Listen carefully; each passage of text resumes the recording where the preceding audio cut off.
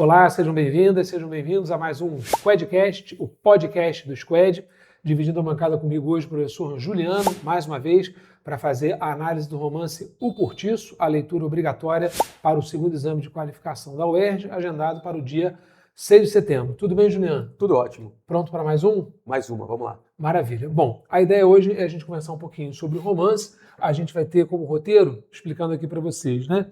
Primeiro, um panorama da obra. O Juliano vai nos ajudar aqui, né, com o seu vastíssimo conhecimento sobre literatura. Aliás, ele é professor de literatura, de língua portuguesa, de francês, tá? Hoje ele vai gastar só literatura com a gente, tá bom? E depois a gente vai, como tradicionalmente a gente faz aqui nos Squadcasts, falar um pouquinho sobre cada um dos 5 elementos da narrativa e aí puxando as observações sobre enredo, narrador, tempo, espaço e personagens. Beleza?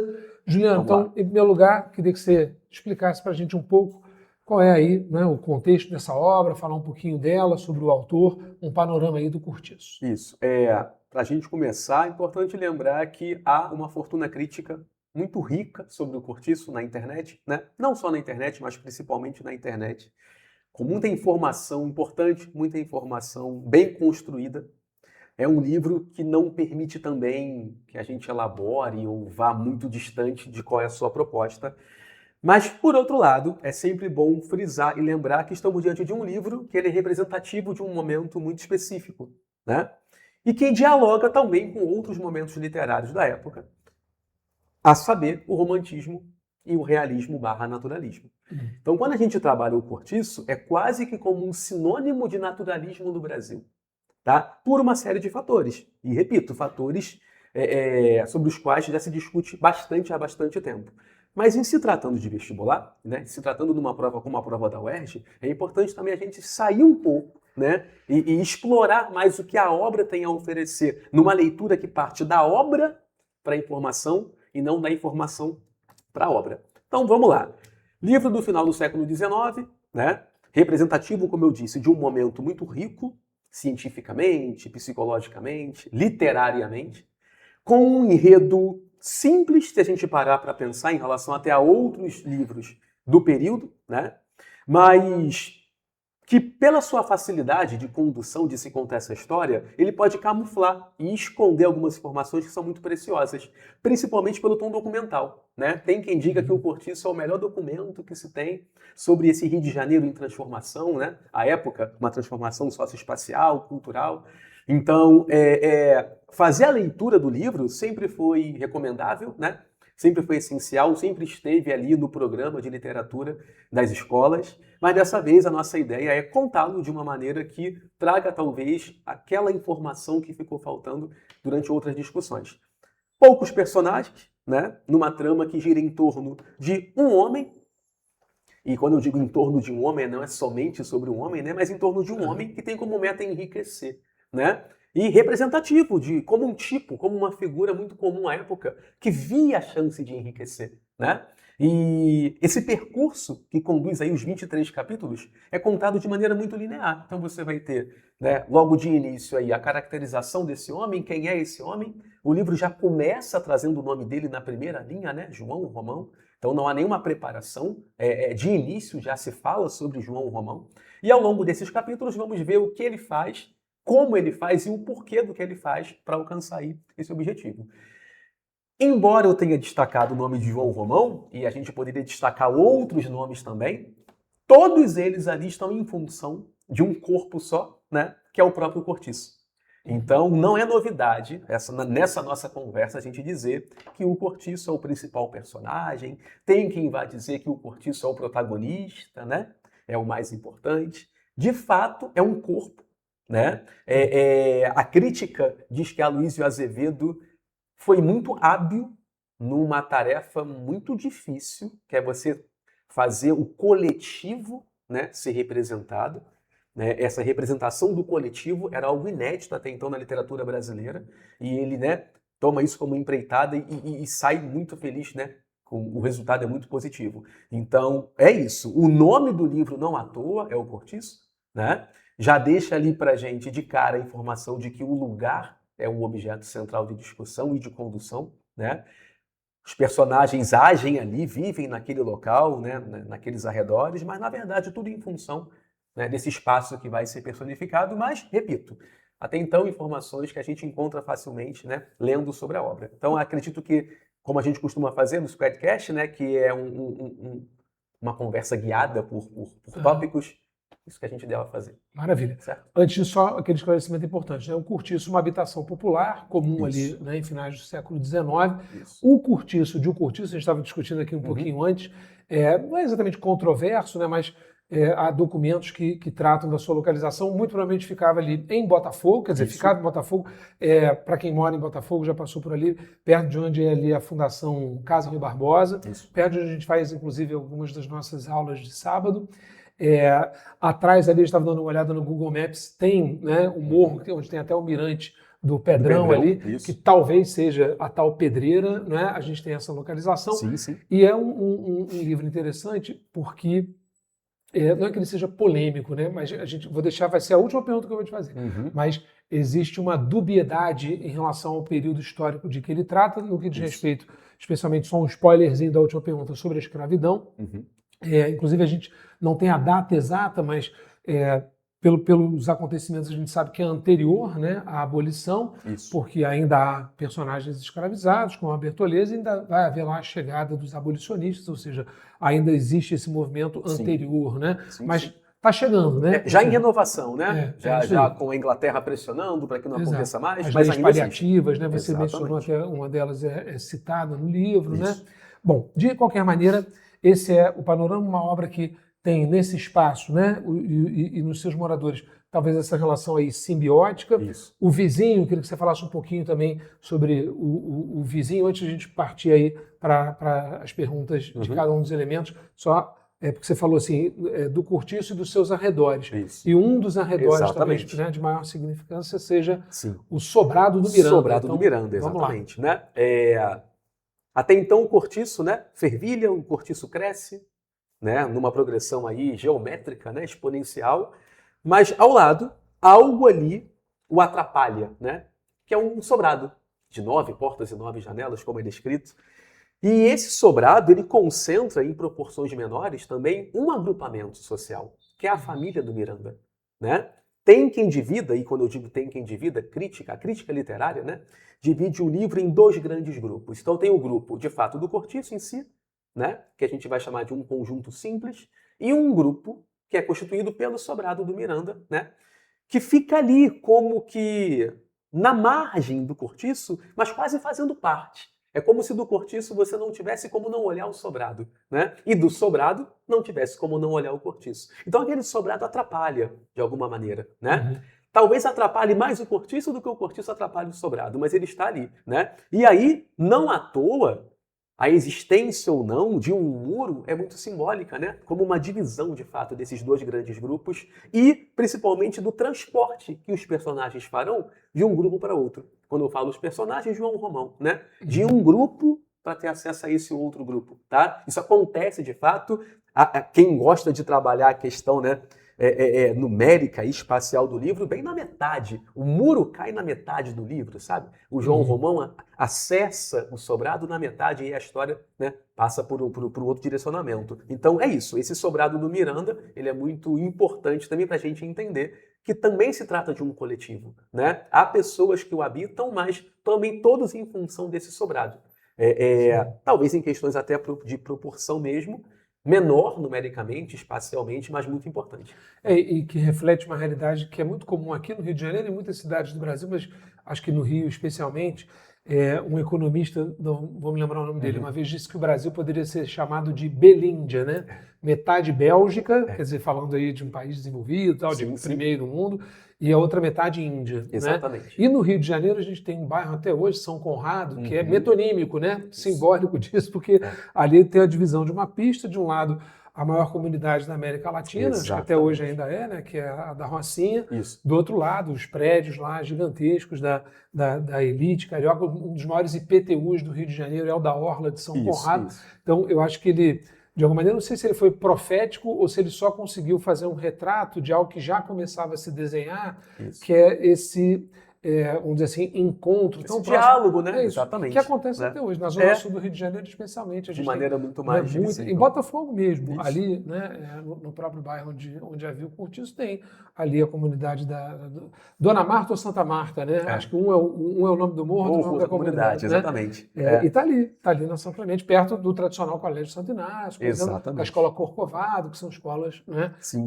com o público, né? Existem cortiços hoje ainda, né? Ainda é uma realidade Sim. habitacional, mas também existem outros cortiços, né? Se eu for aí estender metaforicamente a ideia, né? Os cortiços existem, né? Aquelas pessoas simbolizando aquele espaço ainda existem. Acho que eu vi um literal em Santa Teresa, um tempo atrás, né? Esse tipo de habitação. Bom, feito esse pequeno, né, introito, esse panorama, vamos lá. Sobre o enredo, queria que você destacasse, né, um pouquinho da história em si, que se conta, do início ao fim. Você estava comentando comigo também sobre uma possibilidade de uma trivisão, né, de uma divisão dos capítulos em 3 partes. 2 partes e uma entreparte. Né? Queria que você fizesse esse comentário para a gente. Beleza. Bom, como eu disse, são 23 capítulos.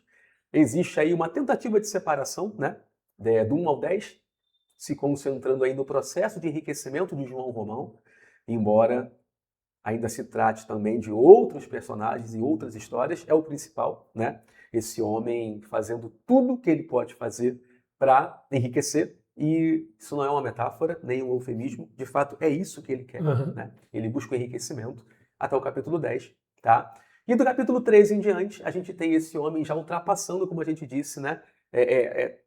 Transitando aí, se deslocando do conjunto simples para o complexo, do cortiço para o sobrado, e o que era uma guerra vira uma aliança, tá? Nesse meio do caminho aí, entre capítulos 11, 12, 11 e 13, nós temos um foco maior na personagem da Pombinha, né? Que até então parece ser aquela que vai destoar de todo o restante, e ela apresenta características que a façam destoar. A pureza, né? A pureza, né? A questão de saber ler e escrever, né? A questão de como se portar, a delicadeza, tá? O que é muito curioso, porque um dos assuntos frequentes no cortiço, né, é que Pombinha ainda não menstruou. Então, assim, ao mesmo tempo que ela representa tanta pureza, ela também apresenta problemas, né? Tá? E a transformação dela é muito importante nesse processo também, né, de atravessamento. Mas se a gente fosse dividir, então, o enredo em 3 momentos, seriam esses, né? De 1 ao 10, do 13 ao 23 e ali 11 e 12, que é o único momento que permite um flashback, inclusive, tá? Sim, quando você falou dessa transposição, aí tem a ver com o noivado com a Exatamente. Zulmira, né? Miranda entrando, Miranda não, desculpa, João Romão entrando no sobrado de Miranda pela porta da frente, né? E olha que antes ele havia ameaçado invadir, porque, né, ele precisa daquele sobrado, daquele espaço para aumentar um cortiço que já é gigantesco, né? Sim. O cortiço São Romão. Mas ele entende, e o Miranda também, que no lugar do conflito, do confronto, o diálogo, né, e essa troca de interesses vai favorecer os dois, tá? Então é esse homem, né, ainda se tratando do enredo, que vai sair ele de um espaço de relações horizontais, todo mundo igual, embora ele seja o dono, né? Ele não é tão diferente assim dos demais, tá? E alcançando um novo espaço em que as relações são mais hierárquicas, mais verticais, de quem manda, né? De quem é mais importante do que quem. Então esse atravessamento é o que conduz o enredo, tá? Repito, é empobrecedor entender o cortiço só como a história de João Romão, mas é indispensável entender o cortiço como a história de João Romão. Sim. E a gente também pode estabelecer um paralelo, né, em relação à história dele e as 2 etapas por que ele passa e a segunda etapa do próprio cortiço, né, em decorrência lá do incêndio, né, como se a gente tivesse um paralelo, né? Isso. Os 2 subiram de nível, mais uma vez vou repetir a palavra aqui, simbioticamente. Isso. Aí queria que você falasse um pouquinho sobre essa questão do incêndio do novo cortiço que Exatamente. surge, E do cortiço do rival, novo Romão. né? Isso aí. Exatamente. O que acontece? Como as pessoas passam por transformações, como os personagens se transformam para cima ou para baixo, né? Não é numa mão só. O cortiço, a partir do momento que foi personificado, ele também precisa passar por transformações, né? Porque a gente acompanha o cortiço desde o surgimento, né? Como uma criança, como um bebê, que nasce, cresce, se desenvolve, né? E vai incendiar. Nisso que rola esse incêndio, esse primeiro incêndio, inclusive, né? Ele passa por uma transformação e por uma remodelação, assim como os personagens. Assim como João Romão vai se remodelar, assim como Jerônimo, outro personagem extremamente importante, também vai ser remodelado, esse cortiço, que não é só um lugar, é também uma pessoa, é também um protagonista, é também um corpo, né? Passa também por um processo de metamorfose, né? E esse incêndio demarca isso, tá? É preciso queimar para que dali nasça um novo, né? E esse novo, por ser novo, já seria diferente naturalmente, mas ele é bem mais diferente. Então, assim como o João Romão, né, quer fazer parte ali de um universo mais próximo do que a gente entende como um complexo burguês, né, o cortiço também se transforma num espaço mais aristocratizado, né? Não é o mesmo cortiço, que não se comporta da mesma forma, que não comporta mais as mesmas pessoas, tá? Mas ainda é um cortiço. Então isso é importante também frisar. Não Claro. deixa de ser um cortiço. A Né? essência está lá, né? A essência Bom, está lá. talvez esteja no João Romão, né? Apesar da sua mudança. Bom, falando um pouquinho sobre o narrador. Em tese, dadas aí as premissas naturalistas, né, com essa obsessão de tentar fazer da literatura também uma espécie de estudo científico, Sim. em tese, o narrador deveria manter uma postura de isenção, neutralidade, distanciamento, ou seja, sendo como o Cortiço é narrado em terceira pessoa, mas por um narrador simplesmente observador, De né? longe por neutro, valente. isento. E não é o que acontece, né, no Cortiço. Queria que Isso. você falasse um pouquinho sobre isso. Ele aí obedece a algumas prescrições enquanto, né, voz narrativa, que é a terceira pessoa, que é a observação. Ao mesmo tempo, manifesta-se uma onisciência. Né? Então, eu não tenho alguém tão isento assim do que está sendo dito. Tá? O que vai nos levar a um ponto muito importante, que é a denúncia que o livro faz. Né? Então, nós temos um narrador, tá? Que vai contar essa história, mas que não vai se limitar a apenas observar e descrever, embora observação e descrição ocorra bastante. Né? Esse narrador, ele vai conseguir, até por meio de uma inocente descrição, imprimir ali um juízo de valor, um julgamento, né? Seja quando chama, por exemplo, o Botelho de velhaco, né? Os modalizadores estão ali, né? Exatamente, eles estão. Então é isso. A gente volta a algo do início da conversa. A gente sabe que o Cortiço é representativo, né, do movimento naturalista, mas ainda assim é uma obra de ficção, ainda assim é literatura. Né? Então ele se permite também trazer, colaborar e contribuir com aspectos que talvez não fossem aqueles seguidos pelos outros. Nosso narrador aqui não é isento de julgamento, não é isento de impressão de juízo de valor. Né? Ele vai, inclusive, concordar até com o próprio Aloysio Azevedo ao tratar os mais pobres como uma gentalha. Então não há nem ali uma condescendência, um lamento, um pesar pelos mais pobres. Pelo contrário, né? Mas é isso. Por muitas vezes, imprime-se sim uma opinião, né? Antecipa-se informações, julgam-se comportamentos. Uma passagem especial é quanto da chegada da Rita Baiana. Todas as lavadeiras, todos os moradores do Cortiço, querendo saber onde essa mulher estava já há mais de 3 meses. E ela chega com grande festa, né? Sendo super bem recebida, e o próprio narrador faz uma pergunta em certo momento. Por onde andar esse diabo? Né? É isso, eu esperava essa pergunta feita pelos próprios moradores, que conheciam a personagem. Agora, por que o narrador também faz essa pergunta?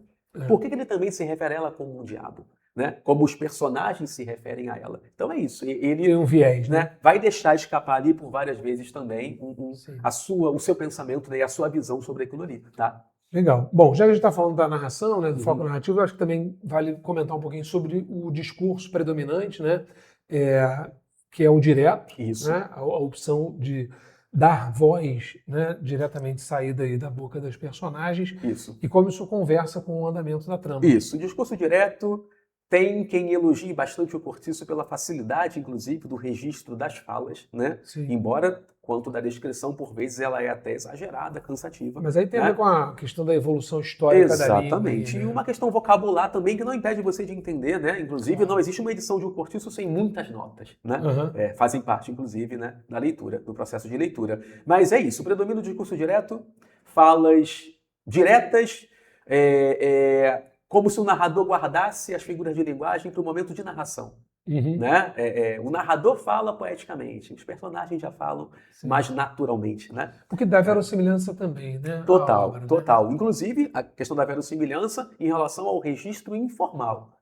né? Então, Aloysio escreve por muitas vezes, registra a fala ali com aquelas marcas de coloquialidade, de oralidade, que são muito coerentes com o espaço a ser narrado.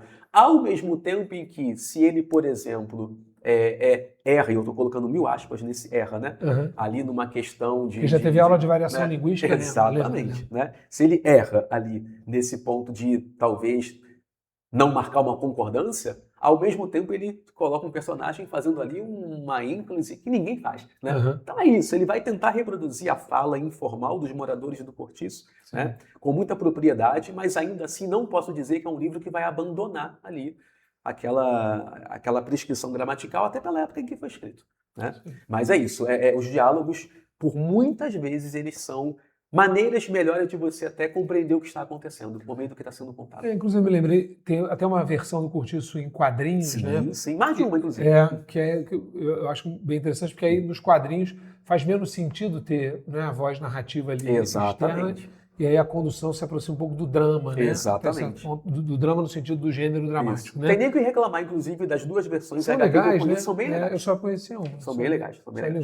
Bom, em relação ao tempo, você já falou um pouquinho sobre a linearidade e sobre o breve momento de flashback, queria que você só aprofundasse um pouquinho sobre isso.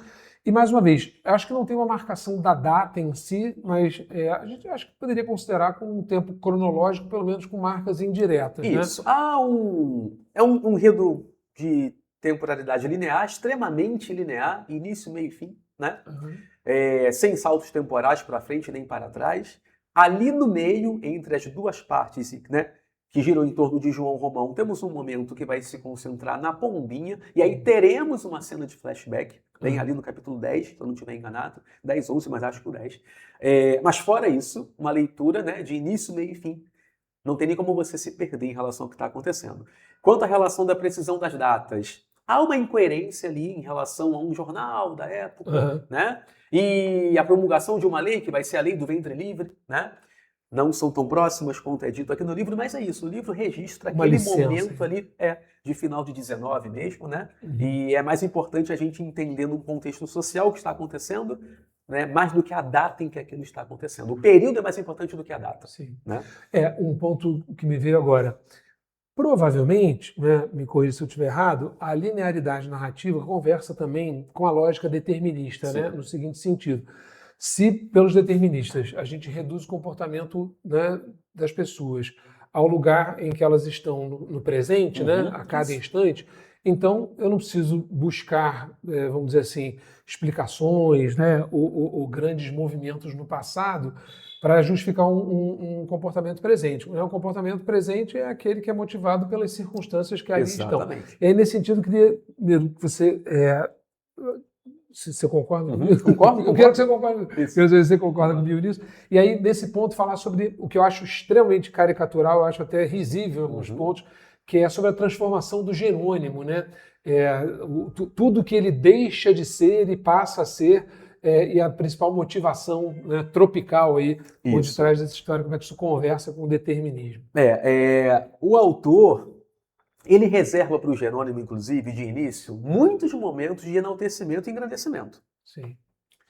A gente até acha curioso e estranho, porque é o único personagem que é tão elogiado, né? De início, de cara, e insistentemente. Mas por quê? Para marcar de fato que, naquele momento ali agora, tudo isso que eu trouxe de passado, que o fez ser um homem forte como Hércules, forte como um touro, um exemplo de marido e pai, nobre, né? Naquele agora, naquele ali e naquele agora, isso vai se transformar. Né? Então é isso. Prepara-se todo um terreno de construção de Jerônimo para que aquilo se desmonte. E aquilo se desmonta porque ele está ali naquele momento. Aquele agora faz daquele homem que reuniu tantas qualidades, né, se transformar em outro. O que importa é aquele momento ali, com quem ele está, com quem ele se relaciona, né? Com quem ele se relaciona muito, que é o caso da Rita Baiana. Tá? Esse novo agora vai transformá-lo. Né? Então é esse olhar que ignora um pouco o que já aconteceu, ou até bastante, e ignora também o que vai acontecer. Né? Como nas etapas de um procedimento experimental científico mesmo. Né? Eu preciso registrar cada etapa para entender a cada instante o que está acontecendo. Tá? Então o Jerônimo, né, que é aí inversamente desproporcional, aliás, inversamente proporcional a João Romão, é também português, pertence também a uma raça hierarquicamente superior, como é dito por 2 vezes no livro, né? Essa expressão, dessa distinção. Ele, sendo um dos mais aptos, né? Reunir ali qualidades que o configuram como um dos mais aptos a sobreviver, cede e perde. Tá? Porque aquele novo agora, aquele meio, aquele local e aquelas pessoas vão fazer com que ele perca isso. Tá? Eu acho sempre muito artificial, né? Porque, poxa, um imigrante naturalmente se adapta aos costumes do país a que chega, Isso. mas não apaga, né? Não deixa de ter uma conexão e hábitos que são aqueles E que... com ele é rapidamente que isso rápido. acontece, né? Eu da descrição. Aqui é esse homem que agora toma banho todos os dias, né? Exatamente. Que não tomar. Eu até, por exemplo, estou aqui meio naturalista. Eu deixei a barba por fazer aí para entrar no personagem, brincadeira.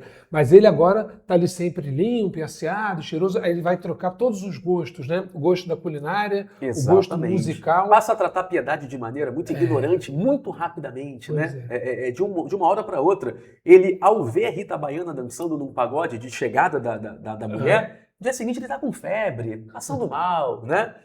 Já mandando Estela calar a boca, sabe? Algo que ele nunca havia feito. Uma visão muito simplista, né? Exatamente. Tem quem diga que o sol é o grande culpado, inclusive o sol tropical que esquenta aqueles miolos, né? Que fervilha aquele sangue, que os faz se comportarem como animais. Então é isso. São maneiras até hoje cômicas, né? Ainda perigosas, mas cômicas de justificar comportamentos.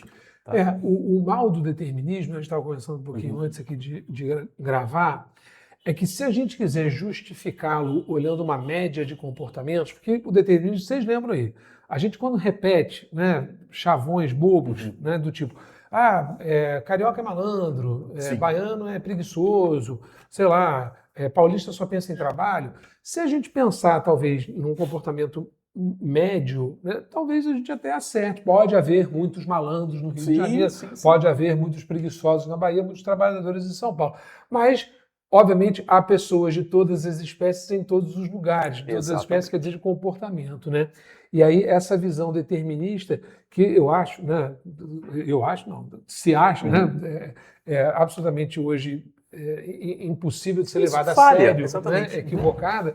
É endossada pelo livro, né? Tem a ver com esse instante aí, que é engraçado, né? A obsessão do ser humano por se entender, né? A gente tem sempre essa dúvida.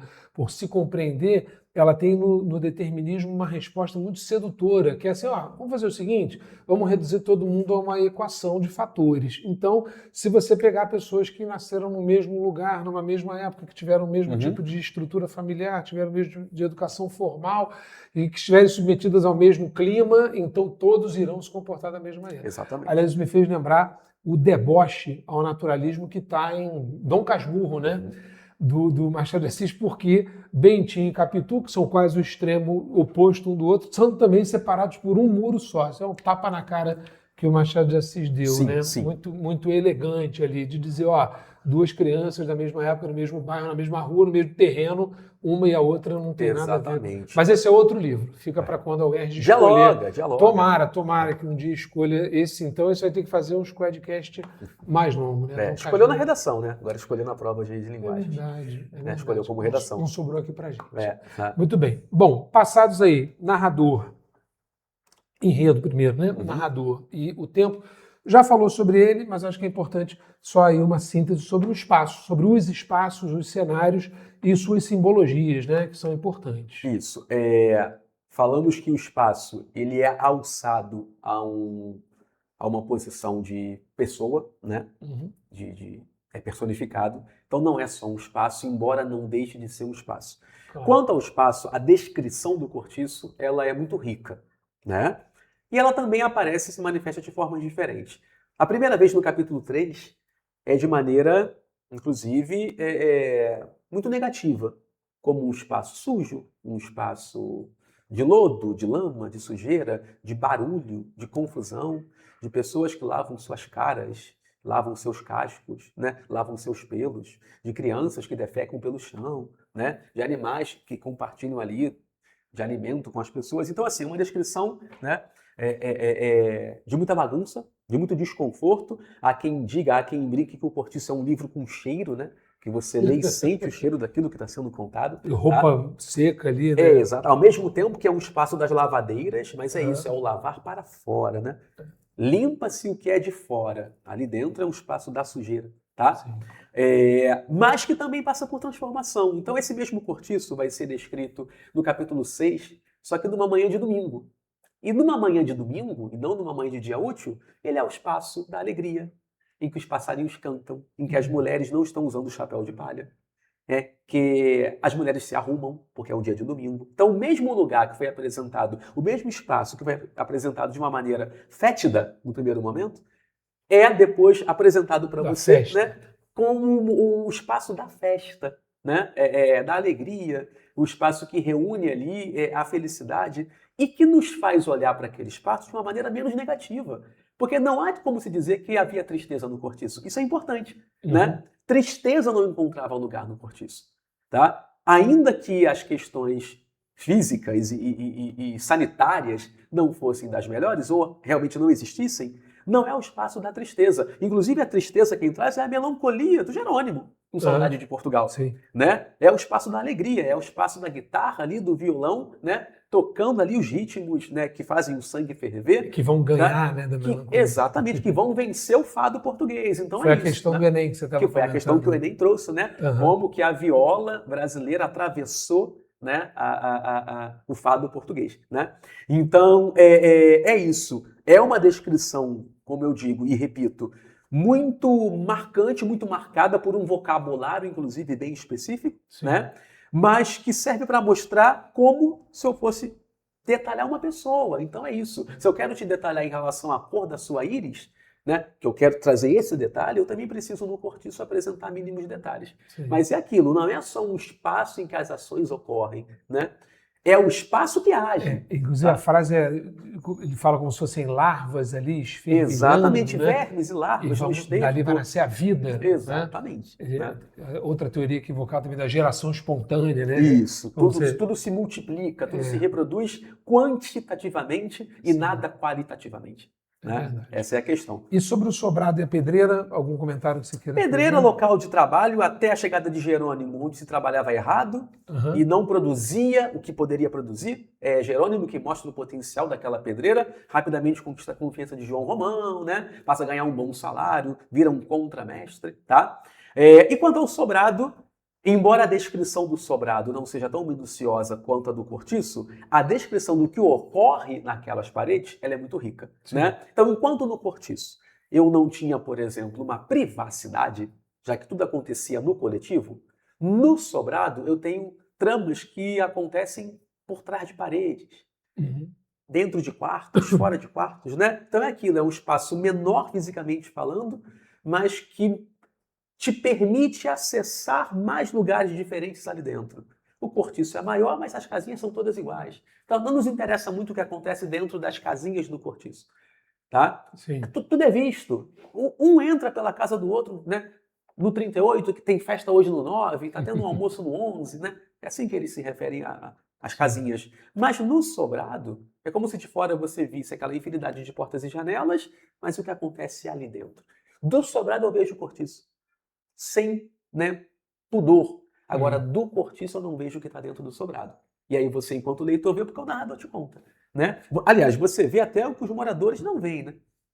Tá? Porque o próprio Miranda não vai ver a esposa o traindo com o Henriquinho, um rapazinho, né? Embora ele saiba que a esposa o traia. Mas é isso, você, enquanto leitor, tem acesso a isso, né? E é uma figura aí, se a gente for já começar a pensar em falar de personagens, moradora do sobrado, que é o velho Botelho, né? Que vai representar ali a necessidade da troca para a sobrevivência. Então, se no cortiço eles trocam, por exemplo, pratos de comida, né? Um almoço, né? No sobrado as trocas são maiores, né? As trocas são até mais enigmáticas. Então é isso. Quanto ao espaço, só não se pode resumir a um local onde se passam as ações. Sim. O espaço age, né? O cortiço age, o sobrado age também. Tá? Maravilha. Bom, já aí nos encaminhando para tratar do último dos elementos, dos personagens, você já comentou bastante sobre o João Romão, né? Uma palhinha também sobre o Miranda. Queria que você falasse um pouquinho sobre a Bertoleza, personagem importante, porque da síntese das personagens eu vou fazer a pergunta que eu prometi que eu ia fazer lá no início para a gente ir concluindo. Bertoleza é a segunda personagem a ser apresentada logo no início do capítulo 1 também, logo após o João Romão, né? Bertoleza é uma mulher escravizada Uhum. que nunca vai sair desse lugar, embora acredite nisso, né? E aí, por uma trama de João Romão, ela vai se unir a esse homem, tá? Mas sempre ocupando aquele espaço daquela que está ali para servir, né? Em todos os sentidos. Em todos os sentidos. Até diria que não numa serviência sexual ou amorosa, mas sim produtiva, de mão de obra mesmo, de trabalho, né? Uma grande parceira nesse propósito de enriquecer, né? Essa mulher vai ser muito útil para João Romão, de cara, e durante um bom tempo, tá? É uma personagem que vai, de vez em quando, ser guardada pelo narrador. As maiores ações não giram em torno dela ao longo da trama, como se ela sumisse em boa parte da história, né? Uhum. E toda vez que ela é mencionada ou que há uma referência a ela, é nesse lugar e nesse papel daquela que está ao lado de João Romão, o ajudando, né? Em relação à sua meta de enriquecer. Só que a gente, enquanto leitor, tem acesso a informações sobre, na verdade, o fato de que ela nunca foi alforriada, embora ela acredite que tenha sido. Sim. Né? E aí você, enquanto leitor, começa a criar uma certa pena, um dó dessa mulher. Né? Caramba, ela acredita que não é mais uma mulher escravizada, embora ainda seja. Só que é aquilo, como ela também é escamoteada durante boa parte da história, Uhum.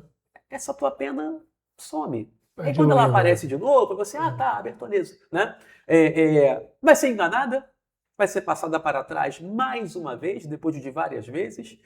É dona de um final trágico em todos os sentidos, né? Cena dura, né? Uma cena dura, uma cena visceral, literalmente, né? E que também é uma cena muito irônica em relação ao que representa o final dessa mulher e o que acontece logo após isso, né? Sim. Mas pensar que Bertoleza ela vem sintetizar, de fato, a figura do escravizado. Embora ali ela não esteja participando literalmente como uma mulher escravizada, embora o seja.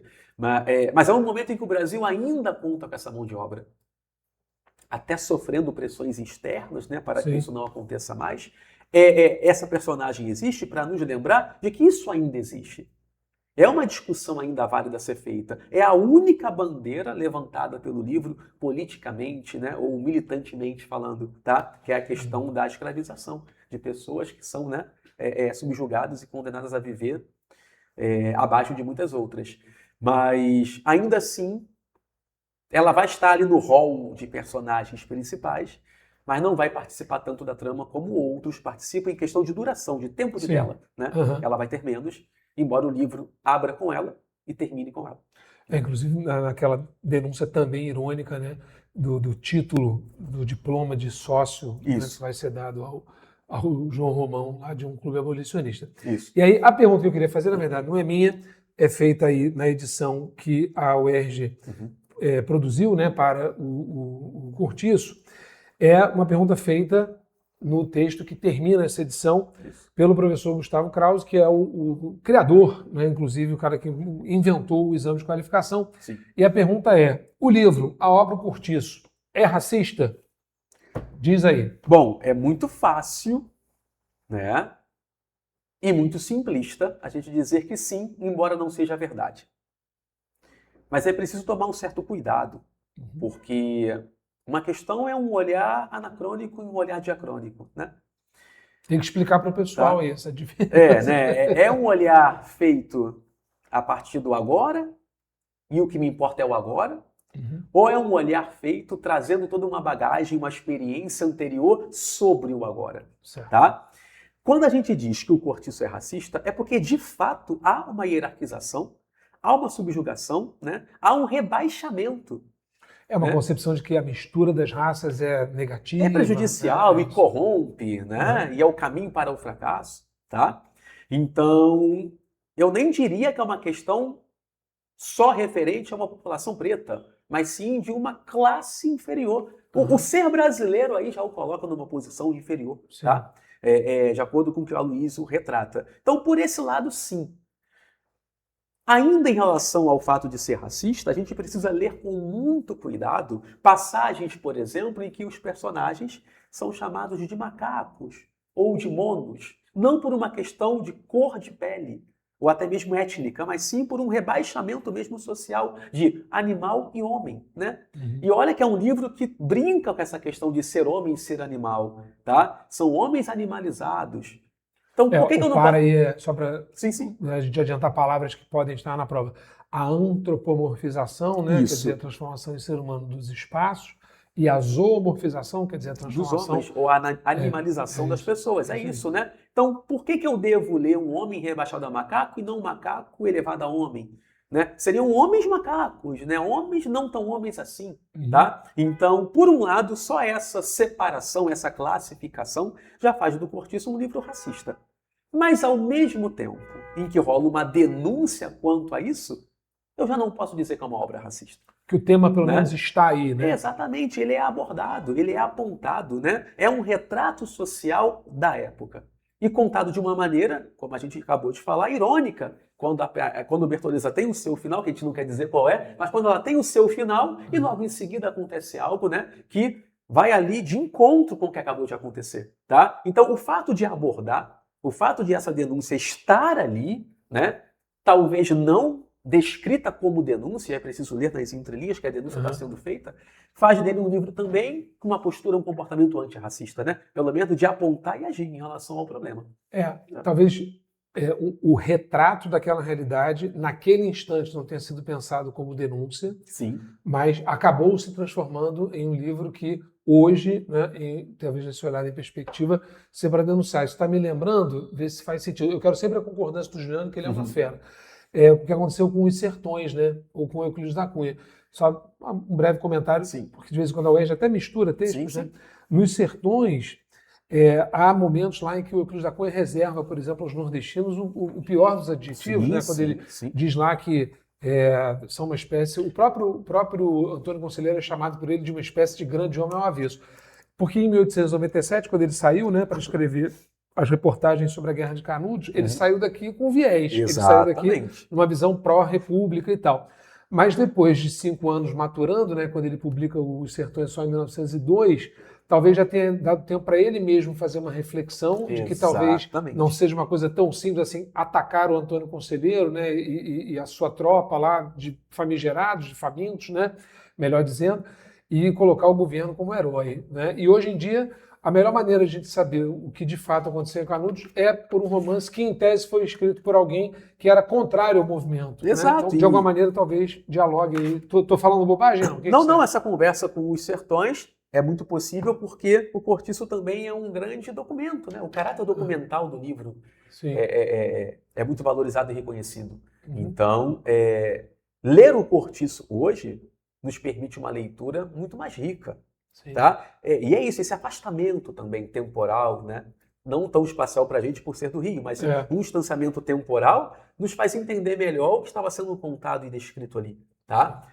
Talvez uma crueza de um relato seja o necessário para você entender o que é de fato aquilo. Né? Acho que uma boa síntese é essa. Você, ao retratar aquilo, mesmo que você, de alguma maneira, queira até se posicionar num outro polo em relação ao tema, né, você acaba dando espaço para isso, não sei se estou sendo claro, e ao vir à tona se tornar mesmo um objeto de denúncia. Viu que você deu uma folhada aí? Não, de um diálogo possível, né? Que é feito por esse roteiro de leitura do Luiz Antônio Ferreira com o Quarto de Despejo. Né? Então, você trouxe Os Sertões, eu lembro que ele traz esse diálogo também. O Quarto de Despejo é um livro que vai retratar uma realidade, né? Sem mascaramento, sem romantização, e que talvez hoje você entenda que aquele registro, né, daquela forma, da Carolina Maria de Jesus, ele é muito importante para que você entenda de fato o que tem que ser dito. Né? Então, retomando a pergunta do Cortiço ser um livro racista ou não, ele vai ser racista por reproduzir pensamentos e formas de se avaliar, de se julgar o outro, mas também não vai ser a partir do momento que ele levanta essa bola. Porque é o que eu digo, talvez todo mundo visse o problema. Mas quem foi que escreveu sobre o problema? Machado, inclusive, é muito tímido, né? ao fazer isso. E né? muito criticado por isso. Exatamente, faz, mas talvez tenha feito mais a gente que não percebeu ainda. Né? E no caso do Olívio Azevedo, ele inclusive esteve, né? O famoso in loco, ele foi a Cortiços, né? Para fazer essa pesquisa de campo, bem de acordo assim com... como Euclides foi in loco, retratar a guerra de Canudos, é isso, né? É o conhecimento ali, né? O ter visto para escrever faz toda a diferença. E o bom é que o cara se depara com uma realidade que às vezes se confronta com a sua convicção prévia, né? E aí, tomara, a gente acredita que a verdade sempre vence, ou a realidade sempre vence. Com certeza, com certeza. Juliano, o pessoal fala assim, eu não sei como agradecer, eu sei. Muito obrigado pela conversa, foi demais. Suas últimas considerações e vamos terminar este episódio. Isso é sempre importante, fazer a leitura do livro, né? A gente, enquanto professor de linguagem, não vai abrir mão nunca disso, embora haja materiais aí paratextuais muito bons, muito ricos, que vão auxiliar, como os quadrinhos que a gente acabou de citar, mas é indispensável. E assim, a única barreira, o único entrave que eu vejo para a leitura de um cortiço, e que é uma barreira desse tamanho, é uma barreira vocabular. Um dicionáriozinho que o próprio livro resolve. Então, assim, não há um porquê de não, né, fazer a leitura. É um texto clássico, né? É uma história de domínio público, né? Enfim, não pode ser alterada. A UERJ não vai se reservar, né, de trazer momentos ali específicos para que seja perguntado algo. Então é isso. Não é, se eu fosse fazer um pedido, é não abrir mão da leitura. Né? Que inclusive a gente estava conversando aqui, nos últimos exames, até este agora, o primeiro, a gente tem poucos conteúdos, né, que foram trazidos, a gente talvez passe a ter algo parecido com isso. Porque o livro permite muito. Sempre importante. Figuras de linguagem, os discursos, né, que a gente acha que são pontos importantes. Quem sabe volte a ver as questões que a gente está esperando, né, das conjunções, dos tempos verbais, mas certamente a parte de figuras, de discurso, questão da verossimilhança, de que o Juliano falou, isso são tópicos importantes para revisar. E o livro vai reunir isso de maneira muito fácil de se entender. Né? Maravilha. Então é aquilo. Assim como no primeiro EQ, a gente sabia que a questão da metalinguagem seria uma tônica da prova, a gente sabe que aqui, por exemplo, a própria personificação do espaço é algo que facilmente deve ser perguntado, né? A animalização. A animalização, a questão de ser um enredo linear, então a importância dos verbos conduzindo o que aconteceu antes daquilo. É um livro em que o pretérito mais que perfeito está ali gritando, né? Então, se o aluno não sabe o que é esse tempo verbal, ele está perdendo aí boa parte Passado do passado, gente. Passado do passado. O antes do antes, exatamente. Então, é isso.